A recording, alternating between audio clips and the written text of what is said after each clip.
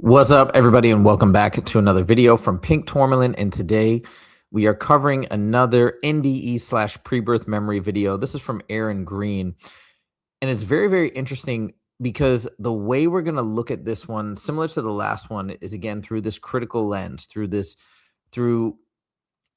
new perspective. I should say of mine, relatively new, in terms of is the testimony legit? Like, I fully believe Aaron Green is relaying exactly what he saw, exactly what he experienced, but questioning the legitimacy of the person conveying the messages to Aaron Green, right? Whether or not they're conveying the truth or they're conveying manipulations. And that's how we're going to look through all of these experiences. And we're going to see if we can uncover some of these intentional manipulations, basically to possibly keep somebody like Aaron or somebody like the rest of us entrapped within this potential cyclic existence as it's described in the Tibetan Book of the Dead.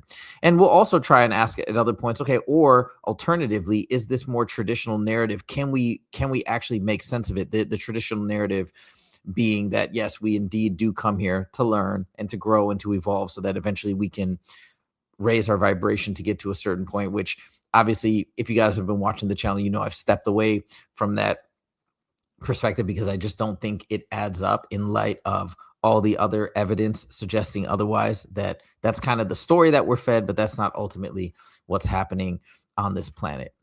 It may be still, that may still actually be, as others have posited, the actual intention of incarnation in general. However, that exact path has been somewhat hijacked here, as evidenced by just how bonkers and crazy this entire world seems to be, and how it seems so targeted on just inflicting some sort of chaos or pain or whatnot into most people's lives that exist in this planet. So without further ado, let's get into the mix. I've organized this into a bunch of digestible chunks where we can kind of topically examine these little excerpts and then discuss them as we go through. I'm going to try not to break it up too much, but I am going to pause every time I feel like there's something important I have to say, and I don't want to forget what that is by letting the entire clip play out. All right, anyways, we're going to start off off the bat with this first clip where Aaron Green discusses effectively, as he's in his story of everything that's happened, what he can glean about what he thinks the purpose of life indeed is.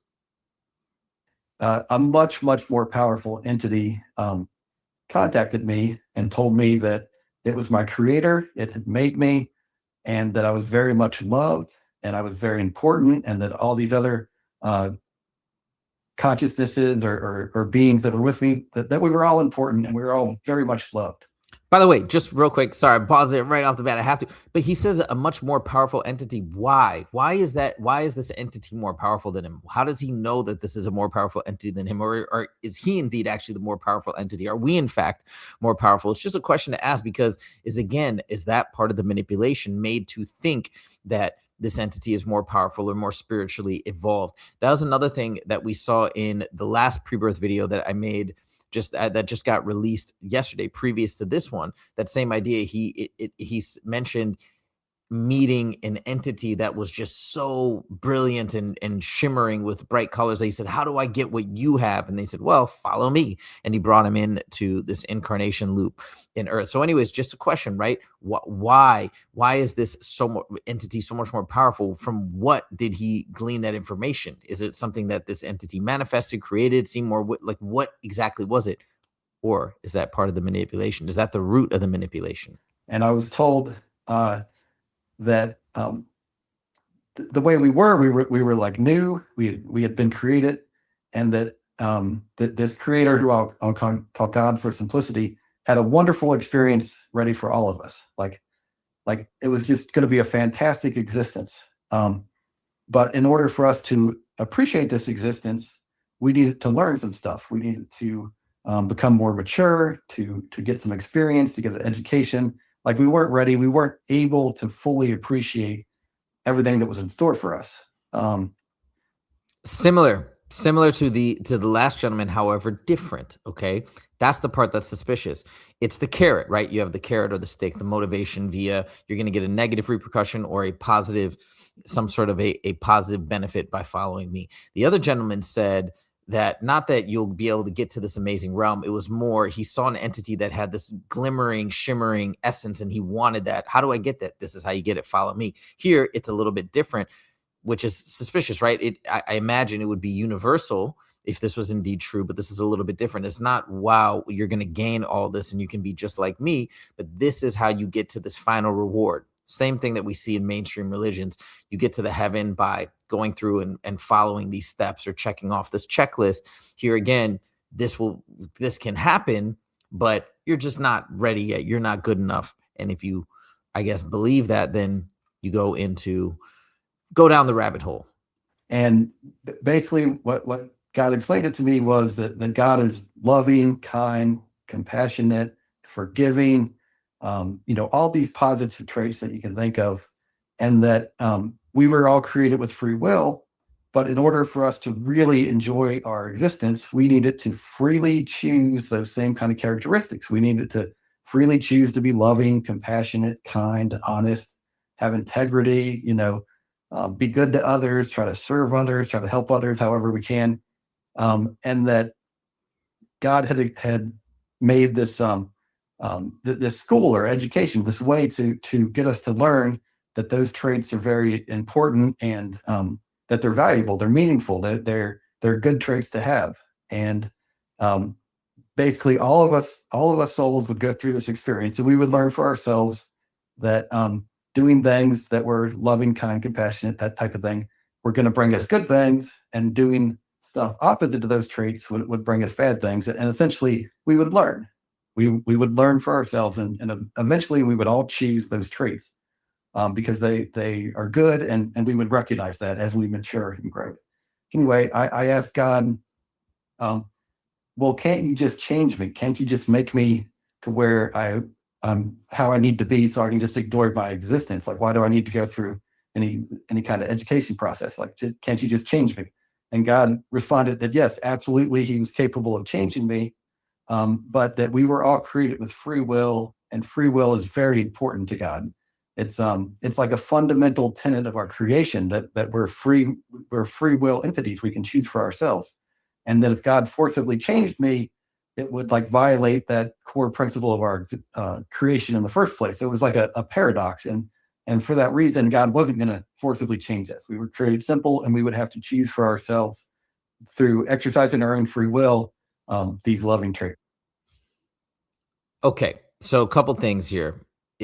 Again, it's a little weird. He said he could change us, but if that's truly an inherent law or principle, free will, then I would imagine the answer would be that you could not change us because you can't violate that law. Or like, what? That doesn't exactly make sense, right? He said I could, but I don't want to violate the law. But it's a law, so can you not violate it? That doesn't exactly make sense to me. Also, if we're trying to go through the other question that I have here is, we're trying to go through, and I get like that kind of makes sense. We want to choose the positive as opposed to maybe and understanding the value of the positive and not choosing the negative.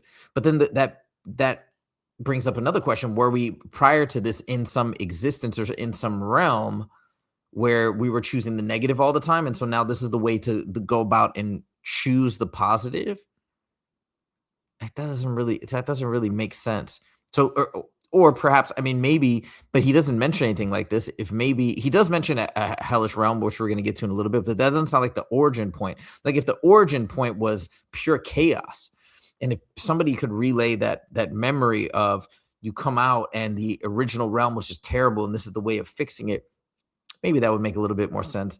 But then also, why the memory wipes? Like, why are we, if we're really trying to learn and elevate, I feel like, wouldn't it make more sense to just keep remembering everything and have everything at the forefront of our memory so we can learn more quickly, as opposed to this weird veiling and then experiencing and then learning maybe through our intuition? I'm not so sure. Anyways, well, that's what he says. It's the same narrative that we've heard many, many times. We're going through this entire school, this entire process, so we can learn and so we can grow. I've just pointed out, I think, the inconsistencies in that, and you can decide for yourself what makes sense. Okay, now we get into a very interesting segment. He mentions pre-birth memories, and he also mentions this idea of him not wanting to go back. Free will. So he doesn't want to go back. Shouldn't be back here, but he ends up coming back. Now you're going to hear exactly how his mind was changed. A soul and in some sort of spiritual realm, and I was frustrated and kind of confused, and I wasn't quite right. And the guides were trying to help get me sorted out, get me back on the right track. And essentially, they wanted me to come back to Earth, and I said no, I'm not coming back. I'm not going to Earth. And not only did I say that, I said I'm not going back to Earth, and you can't make me. And the guide agreed. He's like, yes, you're right. I can't make you. But is it okay if we show you a soul that you will help if you go back to Earth? And I was like, well, okay, I guess that's okay. And so they showed me that if I went back to Earth, there was someone I could help. Like I could help them in a meaningful way. And somehow that triggered something for me. And I felt like, okay, maybe it's possible. Maybe we could talk about, that it's possible for me to come back to Earth, and we can look at the options. So my guides were pleased, and we started looking at, okay, well, if I came back to Earth, what would that look like? And so initially they had a person I could become. And basically this person was a very angry person. I think they had maybe a difficult childhood. We're going to come back to this because I want to talk about this angry person and everything, because that's a separate point. But again, let's go back to what he just said. Okay. He said he refused. What happened to free will? Because they did not respect that right in that moment. They said, hey, we want to show you something. This again sounds like manipulation. Also, the entire purpose, as what he described before, is for our individual growth, for our own elevation, and to raise up so that we can rejoin. He talks later about rejoining basically this perfect realm, and we want to be at a certain level to join that. But they're not talking about that. What these entities showed him is that it had nothing to do with him. It should just be as simple as, hey, man, you're not ready yet. You're going to be stuck here. If you want to keep elevating, you got to go back. And I know it sucks, but this is what you got to do. But now they're like, no, let me try a different angle. You're going to help this person. Tugs on the heartstrings, tugs on the empathy, tugs on the compassion, and then is now changing his mind. The other thing I want you guys to remember as we go later on in this video is he was trying to exercise free will. And then again, it's not that free will is not a law. I'm saying it is. They're just trying different tactics by which to manipulate his free will so that he goes in willingly and is able to have this life experience ostensibly for Loosh production. But oh shoot, I just lost my train of thought. Oh yeah. So later on in this video, he says that, well, sometimes we have certain plans or life plans, but we can go off the rails with free will and do things in opposition to what our original plan was supposed to be. But he said, hey, the guides are very good at moving things around and still getting us to live out a right purpose or gain whatever we need to gain, even if we go a little bit off the rails, or helping somebody else gain what they need to gain, even if they're supposed to gain something from this one action that we did. Now we do something else, but they move it around and they make it work. So in this case, if they're able to move it around and make it work and still have this other person get helped instead of being helped by you, why don't they do that? If you've said, I don't want to go back, but you're saying that, and now they're trying to change your mind, right? You guys tell me in the comments, that sounds like manipulation to me, versus instead, hey, this is truly how you're going to benefit. Now we're going to go into, let's get back to what he's talking about here. This is also a very important point. They tell him that you should go in and we want you to be this one person. It's a very angry person, negative person, it sounds like. He's going to refuse that. And ultimately, if all of this, good or bad, difficult or easy, in terms of life path, is meant for your own spiritual growth, what's the point of refusing? You're just slowing. I mean, I guess, again, this goes back to free will, and we do have those choices. But if he's really buying into this paradigm that every difficult experience is just going to accelerate your growth, why would you say no? And why wouldn't they right there and then say, but like, this is what's supposed to happen for you. This is perfect. We've lined this up perfectly for your spiritual growth. It just doesn't, it seems that why are you buying into some of the stuff they're saying and not some of the other things, I guess, or maybe you're buying into it. You just find it too hard. I don't know. It's a little bit weird to me in terms of the grand scale, the grand picture of this is all for your growth, but then you're turning things down just because it sounds a little like not so great. Or instead, the more plausible explanation is they're trying to get you into the hardest thing you're going to agree to maximize Loosh production under the guise of, hey, it's good for you, whatever. And then if you turn that down, okay, fine. well, but how about this one? It's a little less hard, and just trying to get you in to the most difficult, but still not violating the laws of free will. Like I would have a difficult childhood if I became this person. And I refused. Like this person, their whole life was dominated by anger. They were an extremely angry person, and their whole life was, they're just mad all the time.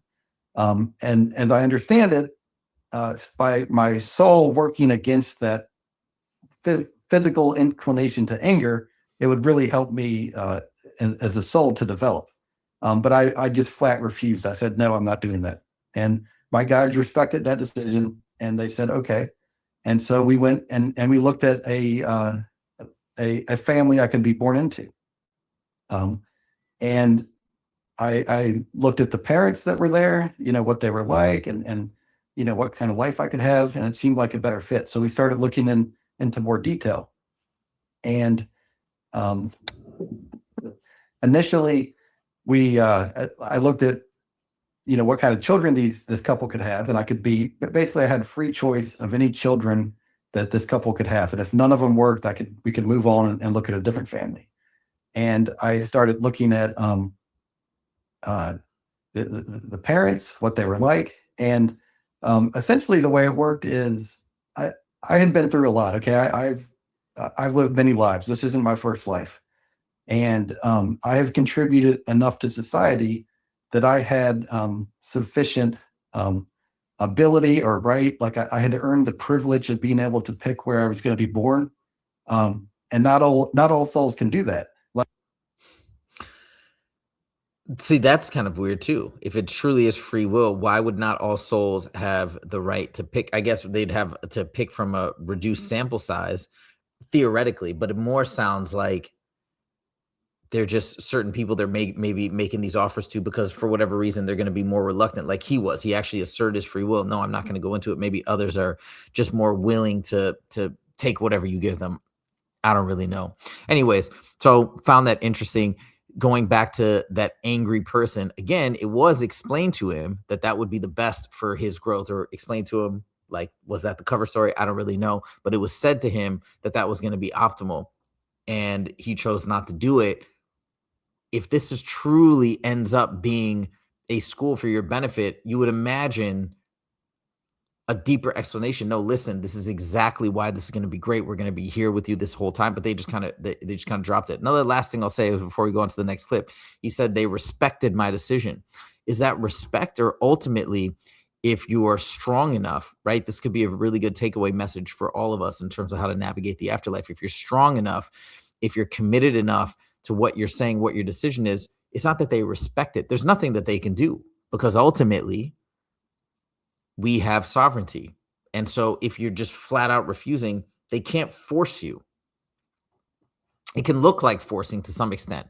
Maybe if you're complying at some subconscious level, maybe, but ultimately that seems to be the resonating theme, that, yeah, it's not respecting your decision. No, there's nothing they can do. At least that's what I think could be happening. Okay, now this whole section here is where he determines his traits. And this is also very interesting because there's hints here that there is some manipulation happening here as well, in terms of trying to get him to choose specific traits to make his life a little bit less easy, a little bit of a bumpier road.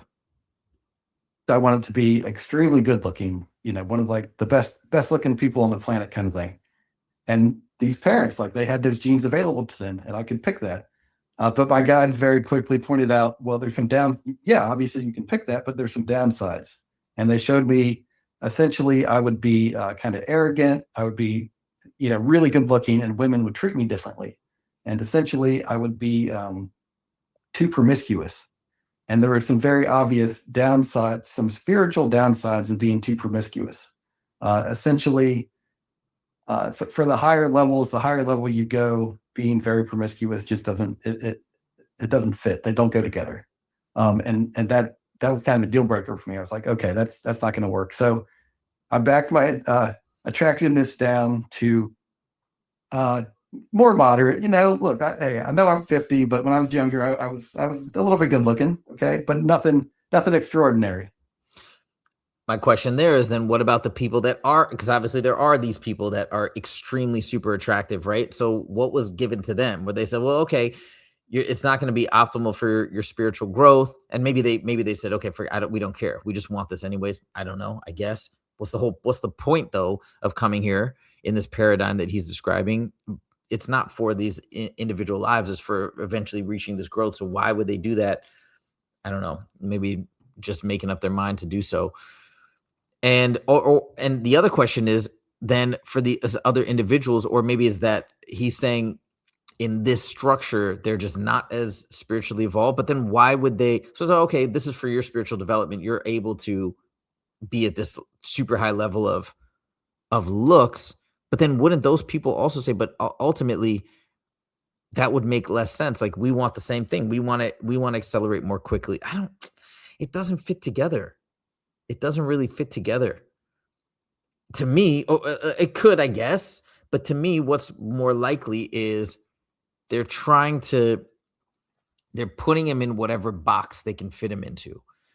Okay, so maybe he won't accept being this angry person. He won't accept having a much more difficult life in a third world country, or being born into poverty or famine or something like that. So they're not even trying that stuff for whatever reason, right? Maybe he's at a level of awareness where they know that's not going to fly. But now they've got him into this family. He's trying to go for the super upper echelon, maximum happiness route. But they're saying, okay, we can't get him to go to these lower realms where it's extremely difficult, but maybe we can bargain and negotiate with him to kind of make it a little bit harder on himself, as hard as we can make him endure. And we're going to go for that. I'm just saying, these are two potential narratives. You think about it yourself. You decide for yourself. And maybe there's other narratives, other alternative explanations that I'm even missing. But this is all just food for thought as we're looking through these. And it's interesting too, because there was once upon a time where I'd be listening to this and just immediately going along with what exactly was being said and what was being communicated in terms of the reasons and rationales for all of these conversations.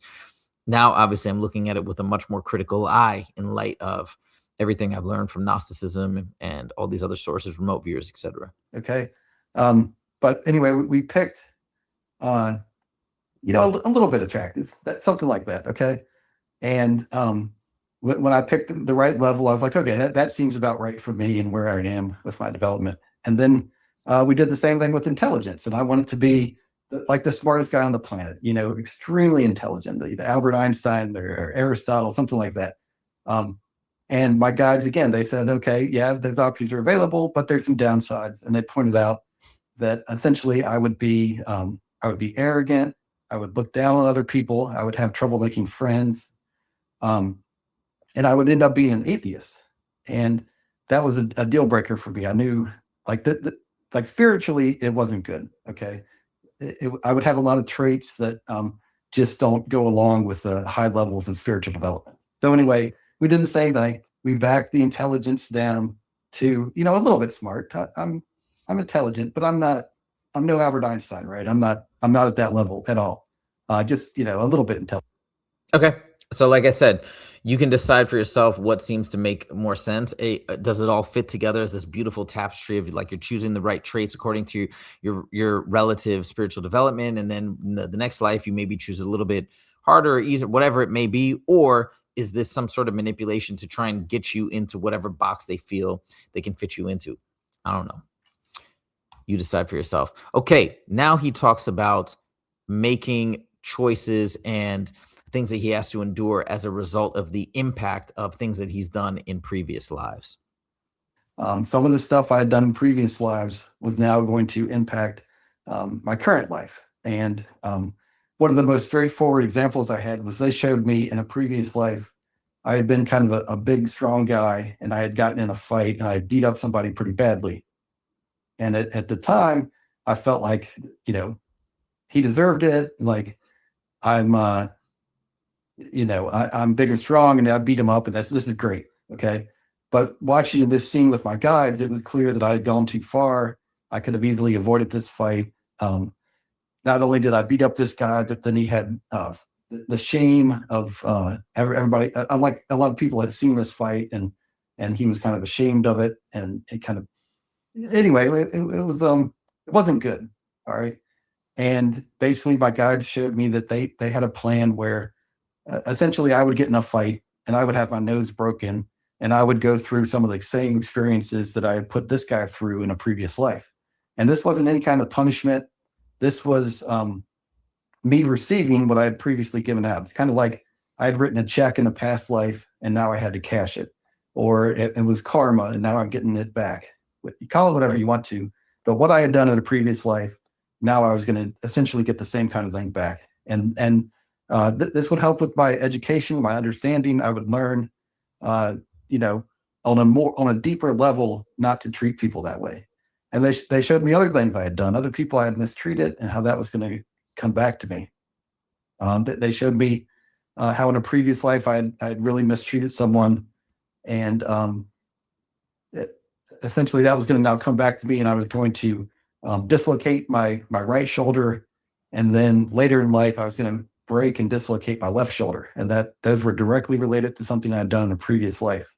And you know, seeing some of these bits and pieces from previous lives, it's obvious that I had made some major mistakes in previous life. I'd done things that I would never do now, and but it was like it was an uncashed check or unfulfilled obligation. Like I needed to go through these experiences to kind of like free myself from some of the stuff I'd done in a past life. Like it kind of like it held me back spiritually.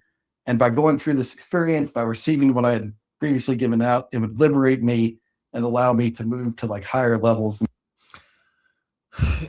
And I get that. I get that we've made mistakes and we want to learn from our mistakes. I mean, we want to learn from our mistakes in this life in real time, just outside of even, let's say, the spiritual context, just to improve as people. I understand that. And that's probably why these types of stories resonate with so many people. But you're going back through however many lives we've had, 100, 1,000, all these different lives that we've had throughout the existence of the planet. It just feels, again, like cherry picking. And again, so many people have described the life reviews as manipulations to make you feel guilty, or to make you feel certain emotions, to convince you to come back and return because you have to fix this, that, and the other. And this is the question that I think everybody should ask. Is this legitimate, or have the powers that be created a system so ingeniously, I guess, that there's always something that we're going to do wrong? There's always we have so many things to contend with. We have emotions that can sometimes override our logic and make us do things that, of course, we regret. Yeah, I wish I wouldn't have done that. And then that can be brought up, cherry picked. What about all the good things that we've done? What about all the kind things? And I know those are shown as well. And I think, in fact, if those weren't shown as all, we'd be more suspicious of what's going on. So those things are brought up, but he's not referencing those things right now. Maybe he's just choosing not to. Maybe they were in there, but he's talking about the negative things that were brought up. And then hence he's going to have to endure this, that, and the other. And he's signing off on those things. So to me, this feels, again, more along the lines of, what can we get you to agree to? Free will is still taking place. Maybe not within the life, because it's happening before the life. He's already agreeing and saying yes, yes, yes to this, that, and the other. And they're getting him to sign on the dotted line by showing him all these random things. It's just going out and plucking all these different great things from the Akashic records to get him to sign here, there, everywhere. Okay, now he gets into an interesting discussion here of this back and forth, this interplay of agreements and free will, in terms of things that are kind of like pre-planned or set in your life, and how does that all balance out with free will. But basically, in a nutshell, it's all the same. It's still all free will. It's just, are you deciding to do it right here, or has it already sort of been agreed upon and decided to ahead of time, which at that point you're still exercising your free will. Anyway, there was friendships arranged. There were times where someone would play some role in my life, or I would play some role in their life.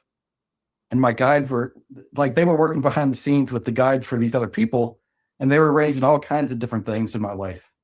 And somehow I could maintain my ability, while I was living life, I could maintain the ability to make choices and exercise my free will. But somehow it's like the guides would kind of keep me on path for the most part, and a lot of these arrangements would be fulfilled. Anyway, I agreed to a lot of these arrangements, and there's some that I didn't agree to.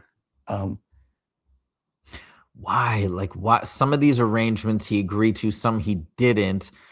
I'd love to know a little bit more detail on the ones that he didn't. And what was the discussion? Do they just drop it, or do they try and convince him? Do they try and show him another? Hey, but also we really want you to do this because we showed you one thing that you did in a previous life. We want to show you another thing, and this is really a bad thing. And is the conversation just dropped?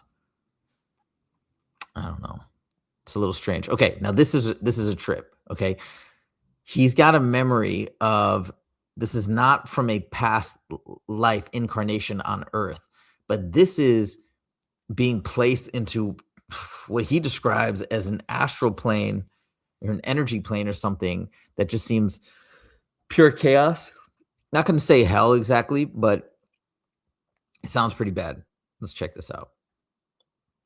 And the worst level I saw that I had been was I had been kind of like a monster. And this was some spiritual realm, and I was with others who were just like me, and we were all hideous, and we just fought with each other constantly. We were filled with hate. We wanted to control and dominate those around us, and we had no memory of ever being on Earth or anywhere. We had no memory or knowledge of anything other than what we were doing right then, which was trying to kill and control those around us. And it was absolutely miserable. But there was another being that I was with, and I was attacking him, and I knocked him to the ground. And somehow, like I let go of that hatred. Like something changed in me, and I no longer wanted to hurt this being. I wanted to help him. So somehow, going through that experience changed me, and I was now trying to help this guy or help this being instead of hurting. And as soon as that change happened for me, and I wanted to help him instead of hurt him, it was like there was angels above all of us, and one of these angels swooped down and pulled me up out of this horrible battle. And I asked him, why did you pull me out of there? Because I was still thinking I wanted to help this other being. Anyway, he told me that when I wanted to help someone instead of hurt them, I no longer belonged there, and that they had a way for me to transition and to continue my progression, and I didn't belong there anymore. And they also told me that every one of those beings that was there in this horrible, hellish environment fighting with each other, that every one of them would eventually leave. Like none of them were going to be stuck there forever. Okay.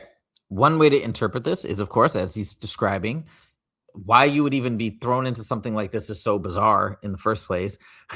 But yeah, okay, you go in there, you have to evolve, you have to bring yourself out via free will and elevate your consciousness to wanting to help instead of hurt. Okay. That's a possibility. But I have another theory. And this could also explain why the world is set up the way it is. Like, it's not pure evil. It's not pure just everybody's just constantly harming each other. Like, there's a lot of that. It's crazy. But there's also mixed in this other layer of, hey, we should try and help each other. There are good things that do happen on this planet. It's a mix. Okay, my theory is this. Maybe there are different levels, different realms, and there are some of these that are just pure negativity. But I wonder if those are, even though they're worse in a lot of ways and they're generating maybe perhaps more loosh and more negative energy that is being extracted or harvested, it's more difficult to keep people locked into those areas because it's just so bad that people either immediately want to leave or they want to stop what they're doing. And because it's just all focused on that negativity, it's easier to flip, if that makes sense. It's easier for everybody to have a wake up moment and say, wait, this is not going to work. This is not making sense on a deep intrinsic level. This is not our natural nature. And for the whole system to shut down. So people are in there, they're having this awakening. He said as soon as he decided he didn't want to hurt people, maybe they were afraid that system was going to collapse and they yanked him out of there. Now they're saying he elevated out, but it could be that that system, when a certain threshold of people start to wake up, it just collapses the system. And it's that easy to collapse because it's just pure negative.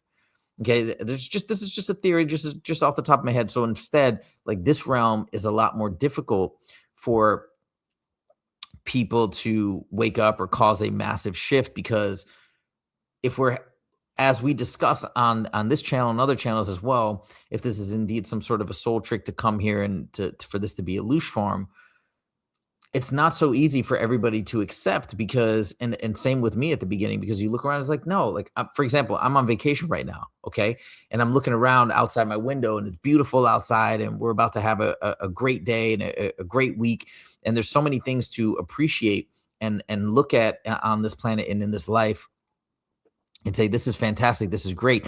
It's when you have this mixture of positive experiences, mixed into all the chaos and craziness that we have, it's harder to just be like, something's wrong here.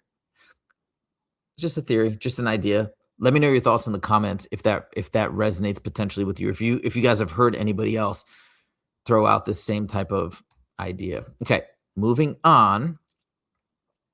There are also, and this is just an interesting discussion of realms outside of this planet or this universe. Now, he also talks about kind of these midway realms, these types of realms that are not just pure craziness like that lower astral, or different from Earth. Sort of reminds me of stuff that Insights from Tony has described as well. But check this out. He talks about, I think, 2 realms in particular here.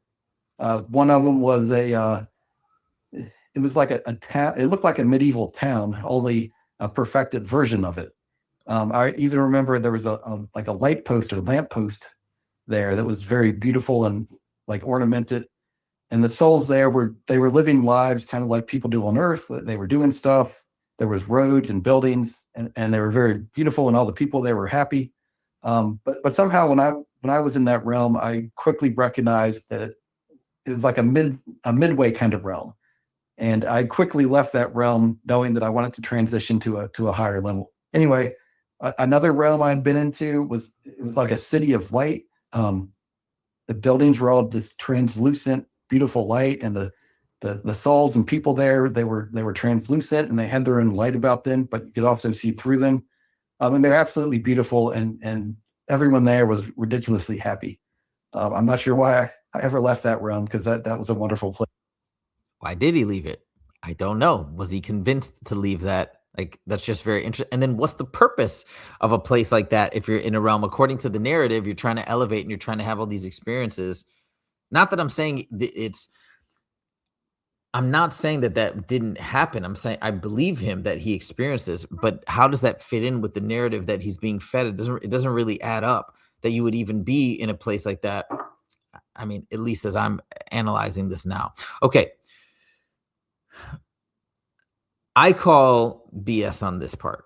Okay. Not from him. I'm telling you, I believe everything that he's saying, and I believe that he's experienced this, but he says here that there was something that was problematic, which was his inability to develop faith, which is, I guess he's saying, is an important part of the human journey.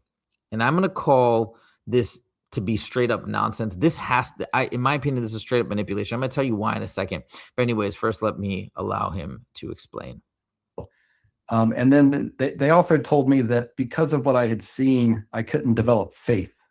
It's like I knew about the spiritual realm. I understood about God. I knew God was real, and so I could never have that faith. That I'd never be challenged to accept God when you don't know that God is real.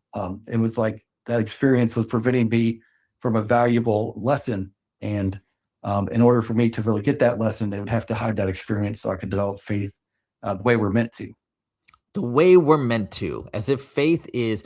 I've thought about this so much in my entire life, and of course, I'm still trying to think about it and still trying to break it down. But let me put it to you like this. We obviously, in this life, we've been so programmed by Christianity, Islam, Judaism, all these other religious faiths. We've been pre-programmed that faith is an important tenet, and it's so great. Oh my God, his faith is so strong, his belief.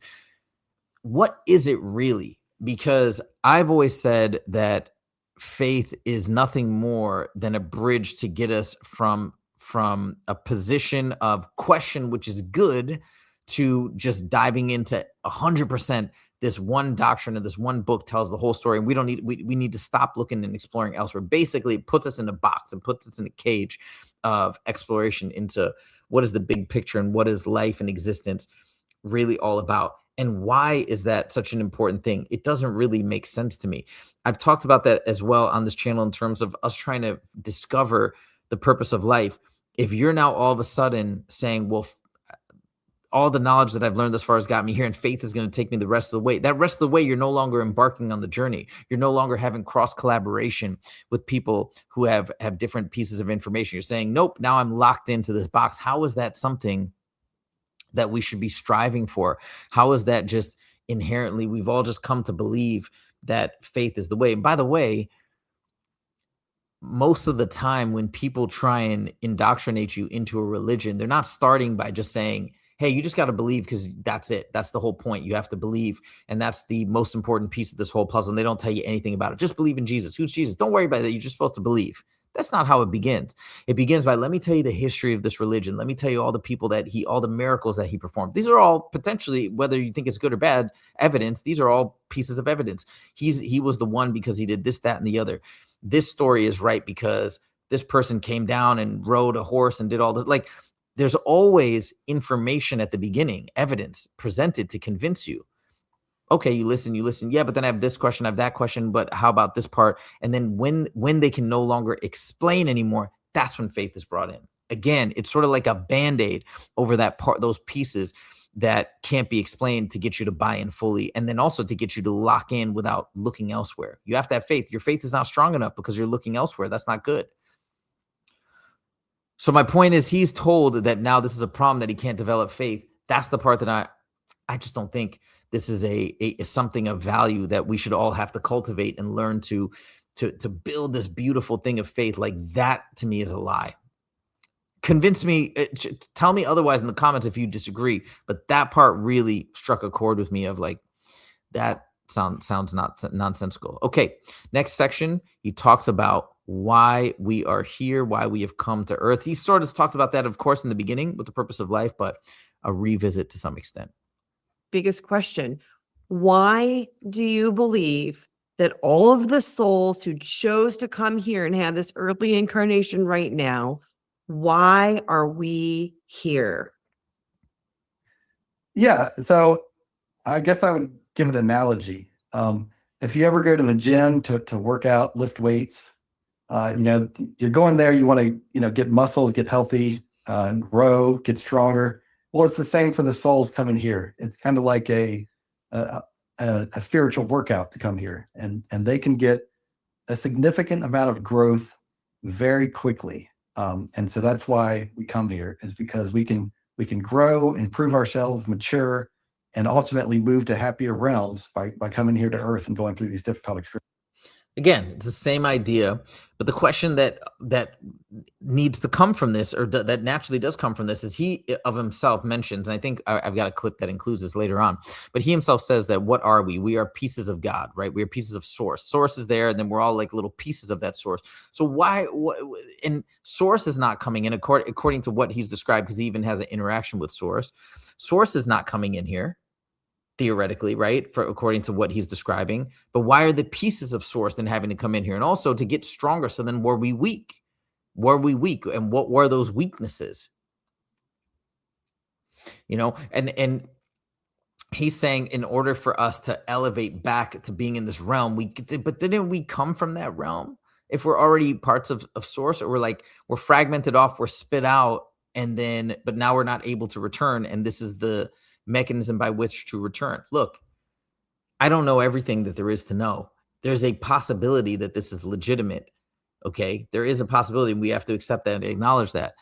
But what feels more likely, I guess, with everything else and just how perverse the system seems to be, is that the more likely explanation? Or instead, is it that this is being used as the carrot to keep us trapped in loop and cycle, to repeat and repeat and repeat?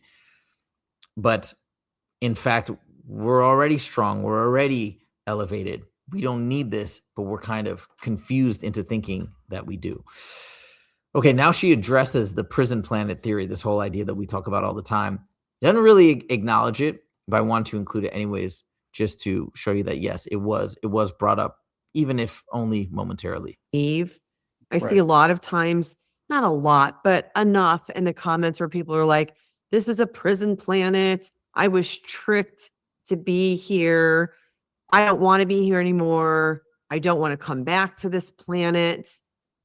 tell people why they should change that mindset and how they could maybe see it differently that would help them find more joy in the being here, because there's definitely a reason. This isn't a randomness that we're here. Right. It's not about, by the way, it's not about, oh, we should change our perspective so we can enjoy this life more. I agree. We should make the best of this 100%. And I've said many times on this channel, I actually do really like my life and I am a very happy person, but it's not about that. It's about what's true, what's reality. That's what we're trying to get to. I think people say that sometimes in our community, we're fear mongering or we're negative or this and that.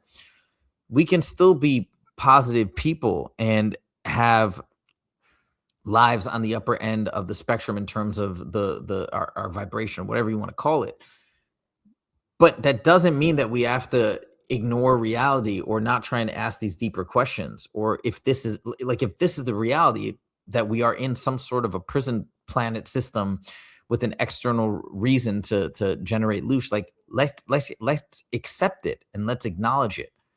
It's not about trying to change our perspective so we can be happier. It's like, look, if this is reality, let's wake up to it. Let's be real. Yeah, I can understand that mindset that you're tired of life. You don't want to come back here. You just want to be done. But it's not that easy. Like we have to, or we need to genuinely care about other people. We need to be loving, compassionate, kind, honest, act with integrity, that kind of thing. And only when we can actually do those things, that's when we don't have to come back to this planet anymore. It's not like you just get tired of it and you're done. It's more like you need to get to a certain level of love and compassion and kindness in order to rightfully earn your place in the happy heavenly realms. And so, what I would encourage everyone to do, instead of focusing on the difficulties of life, how much you're sick of certain things, look for the opportunities to help somebody, anybody, with anything. And as you look for those opportunities, the crazy part is your life actually gets a little bit easier if you're less focused on yourself and your own problems. But then simultaneously, you help your soul move to higher levels, and you set yourself up for a much happier experience when you finally leave your body. And I think if people can shift their focus a little bit and focus on helping someone, anyone, that they will enjoy life a little bit better, and they can shorten the amount of experiences they need, the number of lifetimes they might need in the future that they want to avoid because they're tired of it and they just want to go on to the happy parts. But you have to like earn those happy parts. You got to develop that loving mindset in order to properly fit into these heavenly realms. It's not like God is just arbitrarily letting people in and telling other people to go back. It's more like you've got to develop that loving mindset where you would fit in to these heavenly realms. Okay, I think that this is the perfect transition to ask a little bit more about this. I've heard people talk about the heavenly realms. Okay. Sorry. I think that clip went a little bit long. I didn't mean to bridge into her like follow-up question. Anyways, I don't disagree. It's funny. He said, hey, it's not as though somebody's arbitrarily just sending you back here over and over. See, I think she didn't set that up properly. It sounds like he's not familiar with this whole prison planet theory and idea, because that is effectively what we are positing right there, that it is an arbitrary designation to come back over and over just to kind of convince people to keep reincarnating. But the problem is I think that sounded bizarre or crazy to him because he hasn't heard any people talk about viewing the system from the outside, seeing the false lights, drawing people in, manipulating them, using the life reviews as a tool of manipulation from his vantage point, which I understand. I don't begrudge him for this because I used to think along those same lines. Whatever you kind of seeing in the astral is absolute truth. So from his perspective, everything that he's heard and witnessed and experienced has been truth. Why would there be, in his mind, any reason for entities out there that seem to be all powerful to be lying to him? So I don't think that was exactly set up correctly. There is value to what he's saying, I think, though, that we should try and live positive lives. I think there's other reasons for it as well, to strengthen our discernment. There's reasons to be good and positive and have integrity, because I think that's ultimately what it brings us. it brings us that ability of being able to decipher between fact and fiction when we go to the other side. So there is overlap in terms of what he's saying and how we should be behaving. But yeah, again, it's not about just, hey, like, we have to keep coming back for raising our vibration the way that we look at it. It is, in fact, potentially an arbitrary designation just to keep us locked in and keep us thinking that we keep having to do better and better and better to elevate out. But you have to go back and ask the question, then were we actually built in, or when we were created, do we inherently have all these flaws? I mean, it's possible. That sounds a lot to me like mainstream Christianity. We're born into sin and all this stuff, and we need to be cleansed and purified, and maybe, but I don't know. It sounds like we were sucked in, tricked in, and then continuously manipulated to stay within. Okay, now she asked this question. I mentioned this before. What happens if we go off the rails and when we deviate from the plan? This is where he says the thing about, the guides and the powers that be are very good in terms of if people choose not to do this, that, and the other, in terms of still making things work and still having us learn our lessons. Well, then, if that's the case, the whole reason why you were convinced to come in is because you're going to have these different positive impacts on people. Well, didn't they say, okay, fine, if you don't go, don't worry, we'll be able to make it work? They didn't do that. They instead said, no, look at all the great things you're going to do. Oh, you're right. Okay, fine. I wasn't going to go before, but now I'm going to go because you've convinced me I'm going to help people. But they would have, what he says here, by his own admission, they would have been able to still make it work, right? So does that really add up? I don't know. If things happen to us, they're actually happening for us. And a lot of things we signed up to have happen. Right. So name anything big. Somebody did something to you. Somebody did something that you think is against your free will. How much of that is people going off the rails with the free will and doing things willy-nilly that cause havoc in this world versus souls who are so evolved, who say, I'm going to come here. And just like that angry life that you turned down, you had that man that was really angry all the time. He was probably wreaking havoc every which way he went if he's angry all the time. And you knew that that wasn't the experience you wanted. But yet, if you had signed up for that, it wouldn't be that you're bad, that you're evil. It would be that this is what you signed up for. And so you're going to be like the bull in the china shop wreaking havoc. So will you explain, because there's such a dichotomy between those two things of I am this beautiful, powerful, loving soul who came in to do these things, maybe to help you have an experience versus off the rails? Yeah, that's a great question. I guess there's a couple of pieces to that. One is that it seemed pretty clear to me that we maintained free will as we go through life. And yeah, we can screw it off. We can, I mean, maybe screw it up's not the right word, but we can make decisions that cause ourselves and others a lot of pain. That's a valid path. It's just more painful. And I think I'm pretty confident that I've done, made those bad decisions in previous lives that maybe from God's perspective, they're not bad. They're just more painful. And they've caused me more pain and others more pain. And so, yeah, I think we always have that ability to go off and do whatever. And it just means it's going to be more painful for us usually.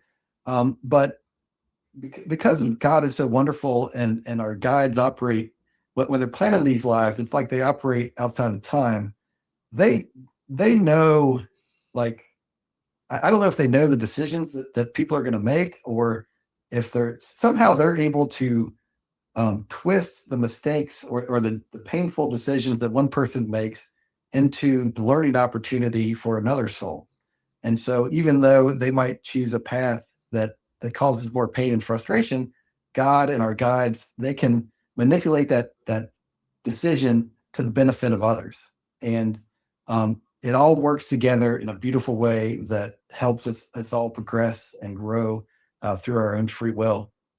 And I view it as we always maintain our free will, but God is able to twist even our mistakes so that they benefit our progression and our education. You see how that logic falls apart from when he was first told how to incarnate, and the way that they convinced him was it didn't have to do with his own growth. It had to do with helping somebody else. But then he said here, and I'm not faulting him. This is what he was told, I guess. So it's not, but the logic he was told doesn't hold up. Because if they're able to twist and manipulate and still make it a valuable learning lesson, then why did they need him so badly if you really didn't want to incarnate? Right? Something doesn't really make sense there. Okay, now here he talks about source and us. Remember I mentioned he says this later on. He says source is basically God, for lack of a better term, and then we are pieces of God. So why then are we so flawed? Why do we need to go through this whole school system? I mean, maybe we do. I'm just asking, does this make sense? I guess I view source as the ultimate love, the ultimate arrogant.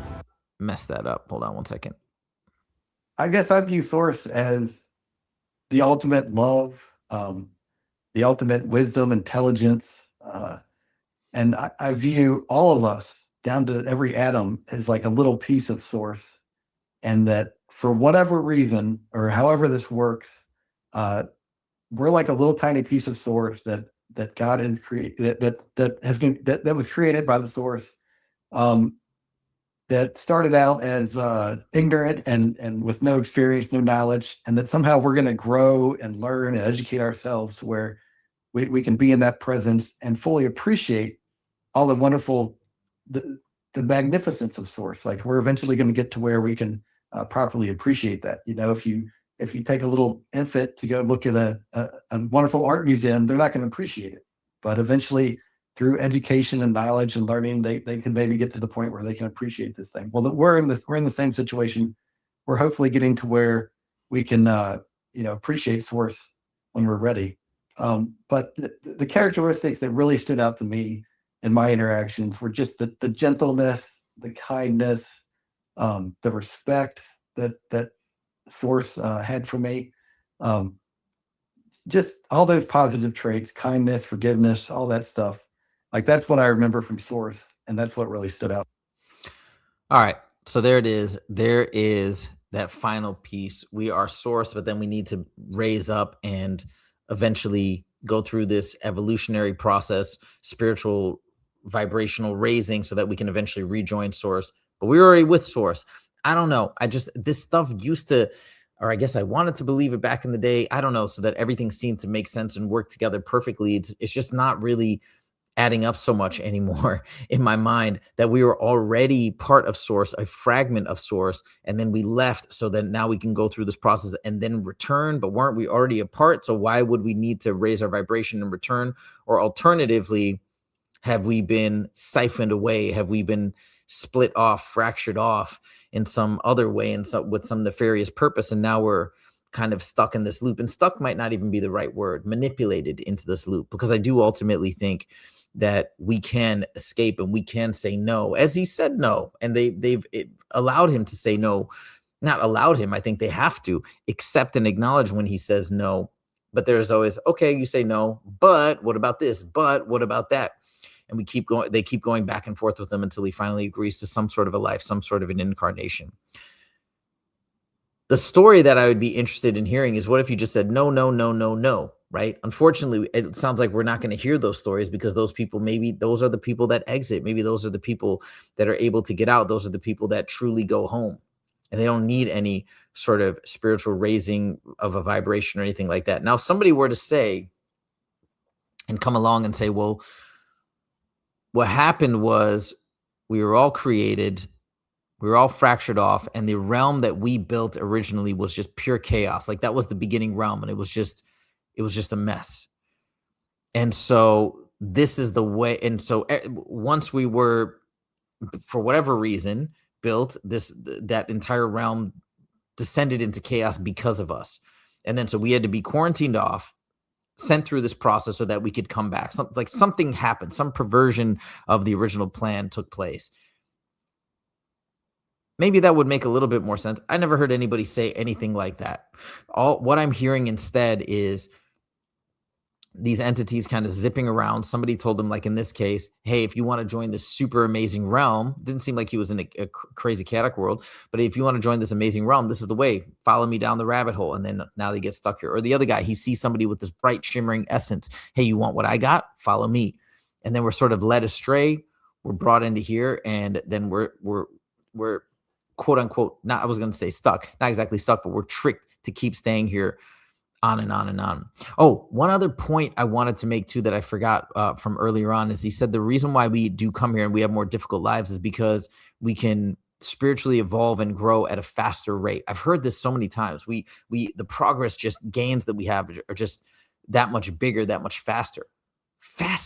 What? But these are in realms outside of time.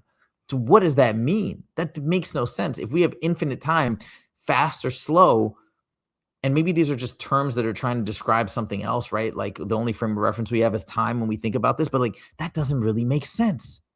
Again, it reinforces the idea that these explanations are just more manipulations than anything. I don't know. You guys let me know your thoughts in the comments. This video's gone on long enough. Let me know what you think. And if you stayed to the end, thank you so much. I really appreciate it. And that's it. We'll see you in the next video. Take it easy.